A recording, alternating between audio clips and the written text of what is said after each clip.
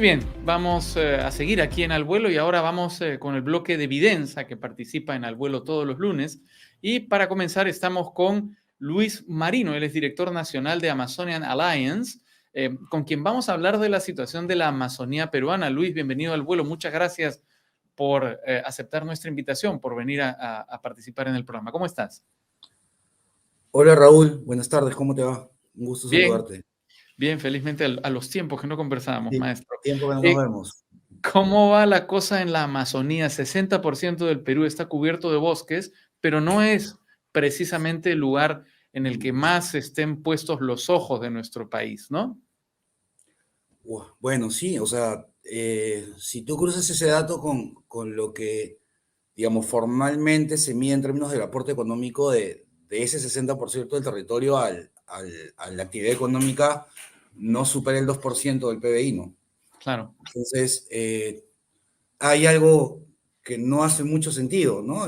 O es una medición incompleta o efectivamente no hay un aprovechamiento real del territorio, o quizás un poco de ambas, ¿no? sí, Y yo creería que va por un poco por ambos lados. Uno, más allá de la oferta maderable, creo que el ámbito amazónico como capital natural del país y global además, eh, puede proveer o puede generar un aprovechamiento que no colisione pues, con la conservación del mismo, ¿no? sí. Ahora, Y lo eso otro, Eso parece un poco, digamos, contradictorio con los días que está viviendo el mundo, ¿no? Europa, por ejemplo, está en medio de una ola de calor absolutamente brutal, con temperaturas que no se han registrado nunca. Estamos en medio de toda la polémica por el calentamiento global. En fin, ya no es una polémica, ahora es una realidad, mucho más acelerada de lo que se esperaba. La pregunta entonces es, ¿de qué manera podemos hacer que ese 2% de contribución del 60% de la superficie de nuestro país al PBI aumente sin atentar contra la ecología, sin depredar, sin destruir y por tanto sin contribuir a que se acelere ese fenómeno de la destrucción de nuestro planeta? claro, a ver, lo cierto es que, como tú bien dices, hay una preocupación mu- mucho más, tal vez con mucho más evidencia científica sobre el impacto que puede tener la pérdida de este capital natural sobre el calentamiento global. Pero va más allá de ello, ¿no? O sea, no solamente es el impacto en términos de cambio climático, sino también la afectación a la biodiversidad. También. Entonces, eso es como el punto de partida, ¿no? Ahora, a la pregunta que tú planteas, pues justamente las necesidades que tiene todo este aparato que sostiene la actividad económica en las diversas industrias y sectores, finalmente, directa o indirectamente, se basan en el aprovechamiento de estos ecosistemas que hoy por hoy se ven afectados, ¿no? Ujú. Entonces, la pregunta era, ok, ¿cómo incorporamos esto en la estructura de costos de los diversos modelos de negocio, sin, logrando que ello además comience a generar también ingresos y resultados, ¿no? Claro, aparece todo el esfuerzo desde el lado climático por eh, poder lograr que los mercados paguen por la conservación, ¿no? Que en buena cuenta se trata de ello, y que los mercados estén encontrando un valor en ello. Entonces, ya han comenzado a aparecer diversos modelos de negocio donde la Sí. conservación comienzan a generar, a visibilizar resultados, impactos en los flujos de caja, impactos positivos. Eh, y por otro lado, para que esto suceda, también han comenzado a aparecer nuevas formas de estructurar financiamiento que ayuden a ello, ¿no? Entonces, reconociendo que estas acciones de conservación generan ingresos, también comienzan a aparecer vehículos financieros que comiencen a apoyar a ello, ¿no? Y un poco el trabajo que se viene haciendo desde la Alianza Empresarial para la Amazonía es justamente eso, ¿no? Lograr movilizar recursos financieros para este tipo de modelos de negocio. Ujú. De hecho, hay tres experiencias piloto muy, muy positivas y quería que nos hablaras de cada una de ellas, ¿no? En primer lugar está el tema de la articulación de los productores de cacao. ¿Cómo ha funcionado eso?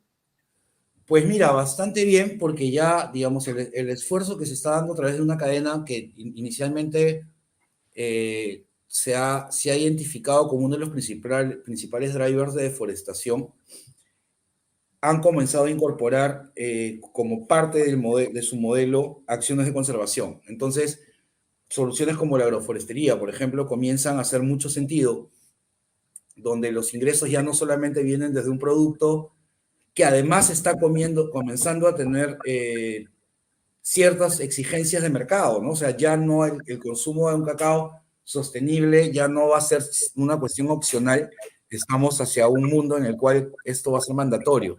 Ujú. Entonces, acciones a una cadena que promovía deforestación, hoy se han volcado hacia un modelo de negocio que lo que está tratando de hacer es incorporar la conservación, y la agroforestería debe ser uno de los elementos más tangibles de ello, ¿no? ¿A cuántas Entonces, personas se ha involucrado en este proyecto, por ejemplo, en la selva?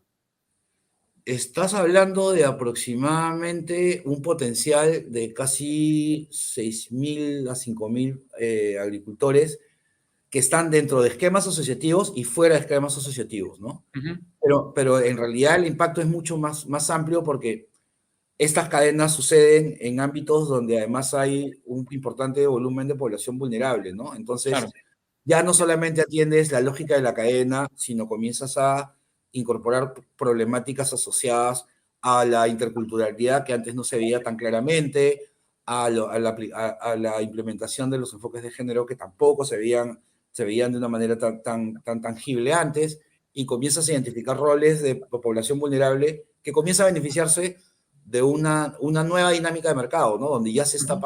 ya alguien está dispuesto a pagar por esfuerzos de conservación, ¿no? Ahora, en este caso, una última pregunta sobre este tema porque me parece importante. ¿Se está apostando por el volumen, es decir, por la producción masiva de cacao, o se está apostando por los cultivos nativos, originarios y, por decirlo de alguna manera, más sofisticados de cacao? En realidad, tienes que verlo de una manera integral, ¿no? Y efectivamente, los cultivos nativos, o el cacao fino de aroma, o el cacao criollo las variedades que hay en el Perú, van a atender a un mercado nicho. Sí, exactamente. Y es probablemente un universo más reducido. Pero más allá de ello, la calidad de cacao peruano, tanto para los cacaos especiales como para otras tipologías, finalmente atienden un mismo mercado que es el europeo, ¿no? Entre otros, ¿no? Sí. Con diversos valores y funcionalidades. Ujú, Pero de acuerdo. en todos los casos, lo que sí va a ser mandatorio es que, sea el nicho que quieras atender, tienen que ser cacao libre de deforestación. Y es Claro. donde estos esfuerzos se hacen mayores, ¿no? El otro tema en el que se ha trabajado, que a mí me parece súper interesante, es todo este tema de los superfoods, ¿no? Los Sí. superfoods amazónicos en este caso. ¿Cómo está funcionando eso? ¿Cuáles son los superfoods amazónicos en primer lugar y cómo ha funcionado esta experiencia? Bueno, digamos, los que mayor identificación han tenido y mayor penetración en el mercado han tenido ahora, estamos hablando del aguaje y el camu camu como probablemente los abanderados de estos superfoods, ¿no? Y son productos propios del bosque, o sea, productos que permiten llevar a cabo producción de no maderables en espacios que deberían ser utilizados para la conservación. Digamos, y los valores proteicos y los impactos positivos que tienen en términos de salud ya reconocidos ha permitido, pues, desarrollar toda una cadena de valor alrededor de ellos, ¿no? El ejemplo tal vez más tangible y claro hoy por hoy es lo que viene haciendo el Grupo AGE en algunas áreas naturales protegidas y con las comunidades ahí, ¿no? Claro, efectivamente. Ahora, y el tercer proyecto piloto que es muy interesante es el del programa de monitoreo para combatir la deforestación. ¿Cómo se hace este monitoreo? ¿Cómo se Uy, registra? ¿Cómo se...? esto es un proyecto que ya tiene una larga data. Acá lo interesante es la vinculación de todas estas actividades que hemos estado hablando previamente con los mercados de carbono, ¿no? Sabes, pues, que para los esfuerzos de compensación en términos de emisiones de diversas economías, se creó este mercado de carbono donde las emisiones evitadas pueden ser utilizadas por los principales emisores para Un compensar crédito. este efecto, ¿no?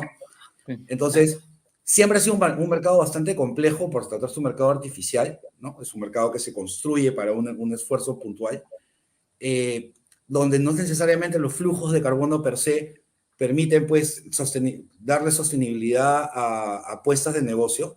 Entonces, se busca un esquema muy interesante donde esto contribuye a darle ese margen adicional, esa rentabilidad adicional a esfuerzos como los que estábamos hablando hace un rato, ¿no? A cadenas como la de cacao, por ejemplo.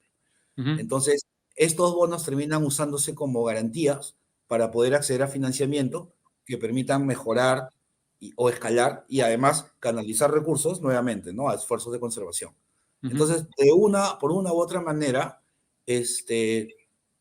termina cerrando el ciclo, ¿no? O sea, no solamente apuestas por productos sostenibles, sino que inviertes recursos en estos ecosistemas que te aseguran esa sostenibilidad.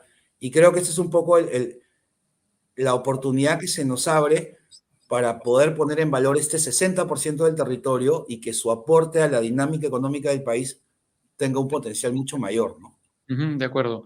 Luis Marino de Amazonian Alliance, perdón. Un gusto poder conversar contigo. Un gran abrazo, ¿eh? Nos hablamos pronto. Que Igual, estés muy Raúl, bien. un súper gusto verte. Que estés muy Cuídate bien. mucho. Chao, Cuídate chao. mucho.